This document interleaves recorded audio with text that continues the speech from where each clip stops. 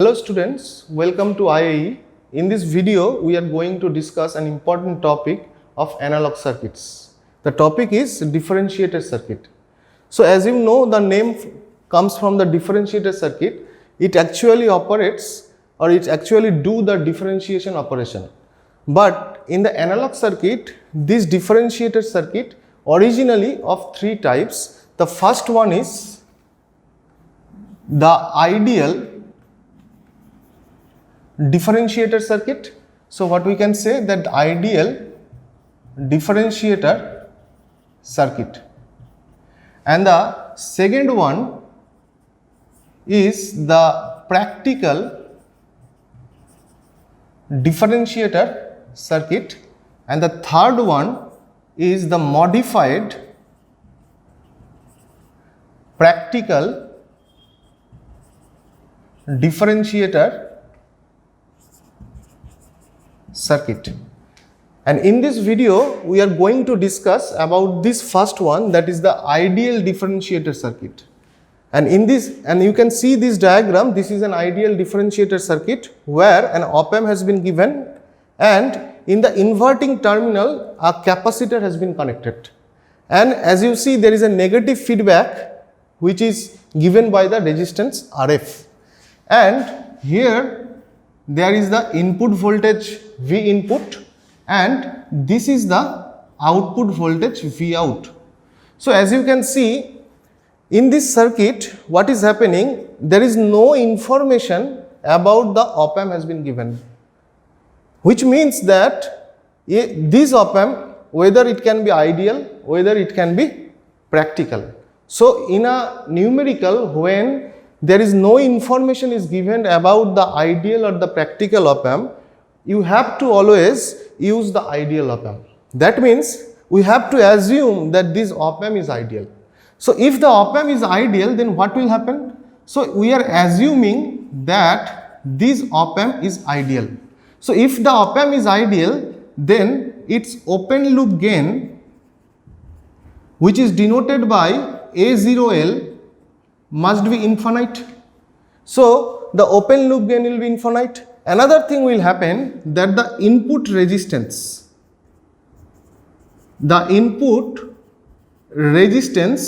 which is depend as R input will also be infinite. So if these two terms are infinite, because we have assumed that this op-amp is an ideal op-amp, then what will happen? The input current will be 0. So these are the assumptions that you have to take to analyze this circuit. So this term is very important, that the I input is 0. So if the I input is 0, then what will happen to this op-amp? The first thing is that this I input are the input currents to this inverting terminal and this non-inverting terminal. That means there will be no current flowing into this inverting terminal 0 ampere, and there will be no current coming outside of this op-amp, that is 0 ampere. So this means this one, that no current is going into the op-amp and no current is coming outside of the op-amp. Now there is a capacitor connected. So if there is a capacitor connected and there is a resistor also connected, which is acting as a feedback resistor. Now the next step that you have to understand, that whether in this circuit the virtual ground concept is valid or the virtual short circuit concept is valid. So if you understand the virtual ground concept, so for validation of the virtual ground concept, what we need to do, we have to see one thing, that whether the op-amp is ideal or not. And in this case, we have assumed that this op-amp is ideal. So this condition is valid in this case right now. Next thing, the second point is that you have to check whether there is a negative feedback dominance or positive feedback dominance in the circuit. So now if you look at the circuit, you can see there is a negative feedback given in the circuit. So you can see that there is a negative feedback which is dominance in this circuit.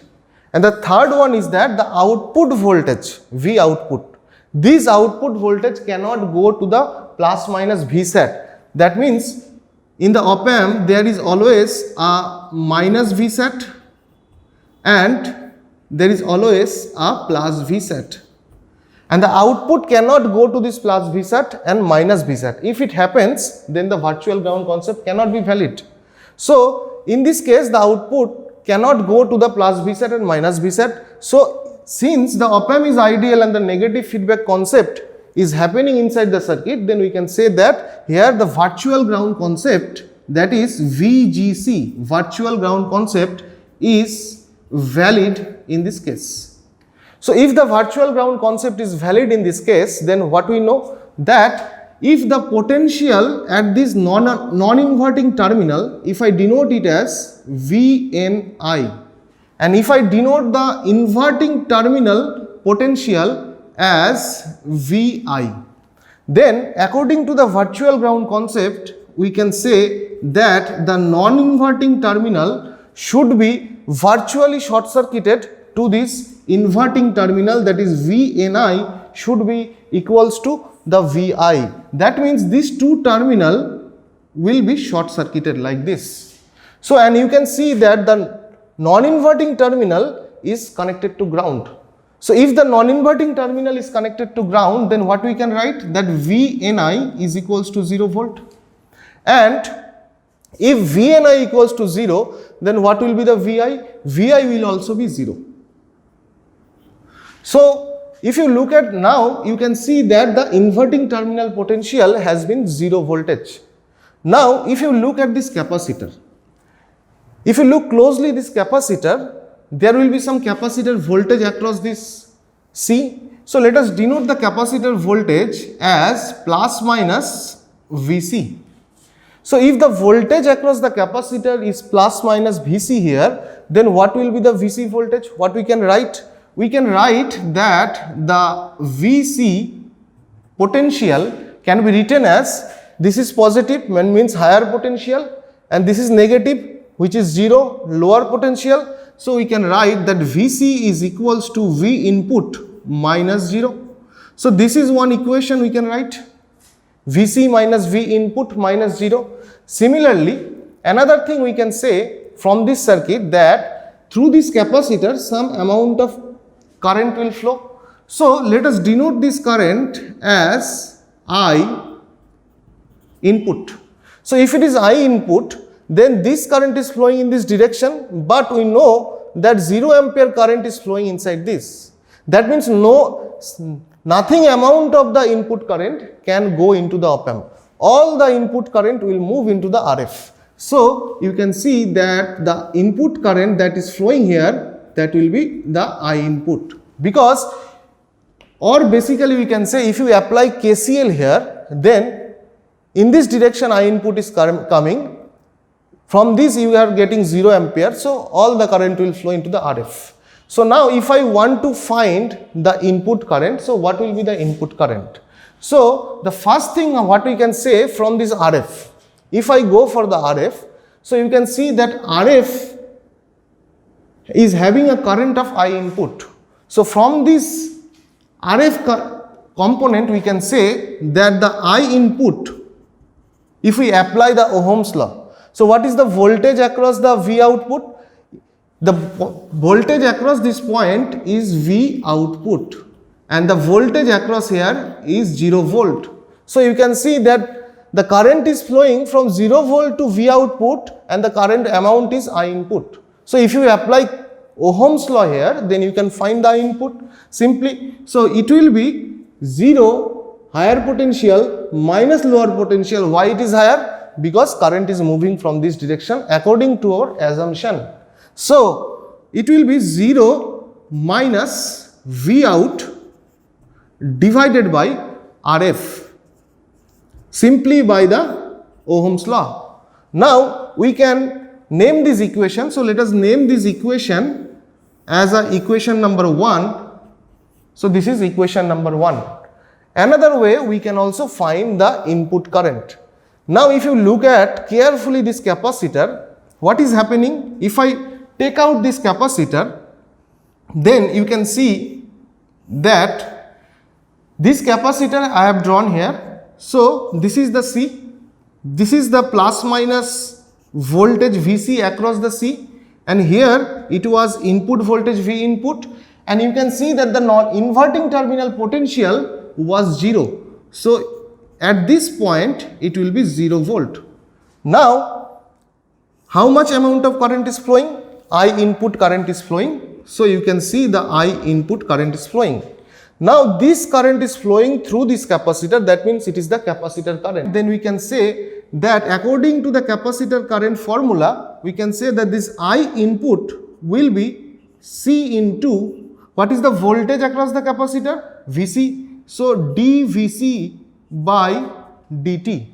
So you can see that we have got another equation of I input from the capacitor, and this first equation belongs to this RF, and both these input current are same. So let us name this equation as equation number 2. Previously what we have seen that we have got an equation number 1 and equation number 2, and both of them are giving the value of this input current which was flowing through this capacitor and which was also flowing through this resistance RF. Now, so to find the V output, we have to equate these two equations to get the V output. So you can see that in the equation number 1, it is written as 0 minus V out divided by RF. And from equation 2, it is also giving the input current. So we can see it can be written as, from the right hand side, C equals C dVc by dt. So what was Vc? Vc was the voltage across the capacitor, and this was my output, this was the feedback resistance, and this is the capacitor that is connected at the inverting terminal. Now from this equation, if you can see, we can easily find the value of V output. So if I want to find the value of V output, so what will be the value?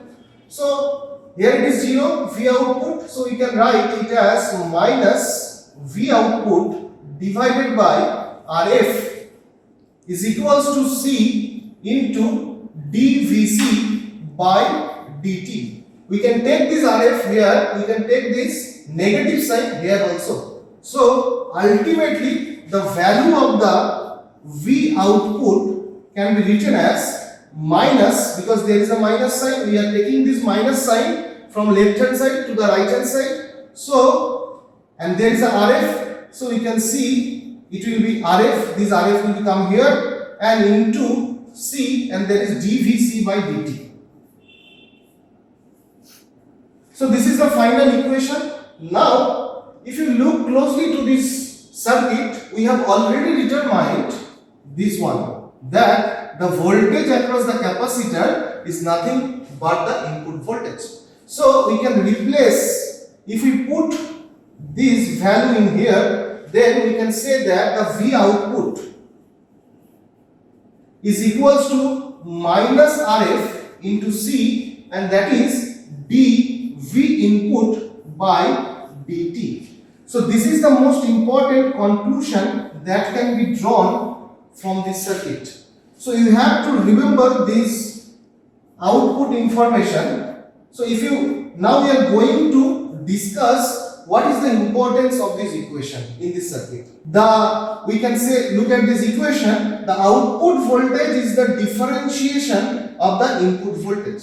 That means if I give a input here, then at the output what we get? We get the differentiation of the output. But that means the output voltage, we can see that the output voltage is proportional to the differentiation of the input voltage, like this.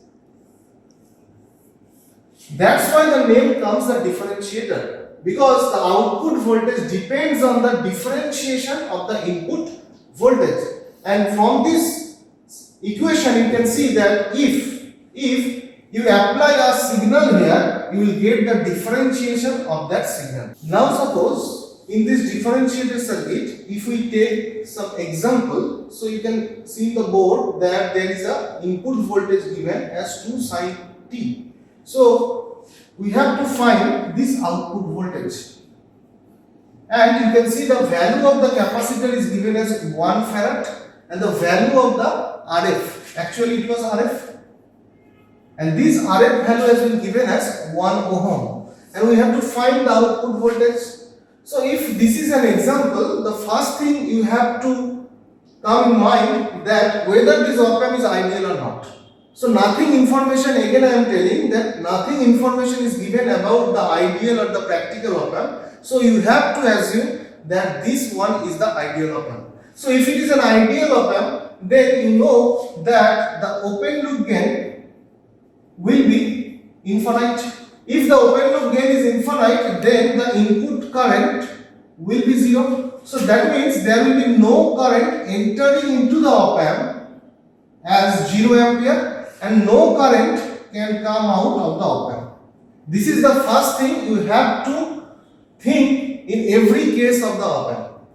Now you can see from this circuit, if you look the circuit carefully and if you can remember that it is a differentiator circuit. So if it is a differentiator circuit, then what we know that the output voltage